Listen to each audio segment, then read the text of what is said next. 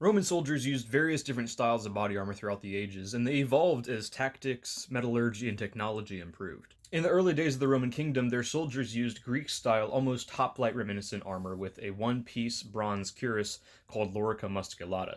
It offered amazing protection, but it was very rigid and not flexible at all, which meant that it was kind of hard to fight in. It was also tailor made to the individual, which meant that it was hard to produce at a large scale. Roman civilization at this point was heavily influenced by the Greek colonies in southern Italy, so it makes sense that their armor was also a reflection of Greek tradition. But when they began expanding north in the Mid Republic era, about the 300s BC, and they interacted with Cisalpine Gaul, they started using the Celtic style armor, which they then called Lorica Hamata.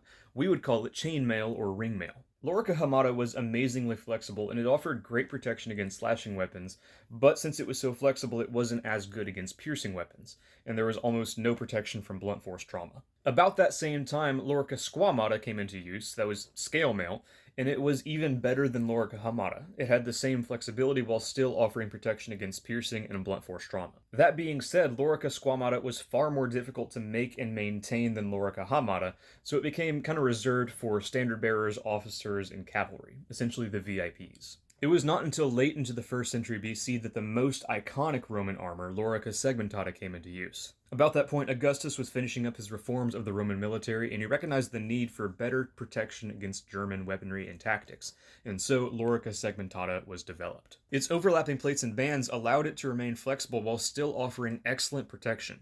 And it also was collapsible, meaning that when not in use, it could be more easily stored and transported.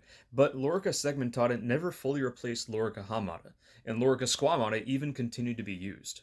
In fact, Lorica segmentata even fell out of use after the 3rd century because as Rome's military shifted from infantry dominance to more of a focus on cavalry, the flexibility of Lorica hamata became far more valuable. And since the Roman cavalry was out and about most of the time, Lorica hamata was far easier to repair on the go than Lorica segmentata, making it just far more logistically strong. And when you're making decisions to outfit an entire army with hundreds of thousands of soldiers, logistics is far more of a concern than full protection. So essentially, as Rome's tactics and enemies changed, its armor followed suit.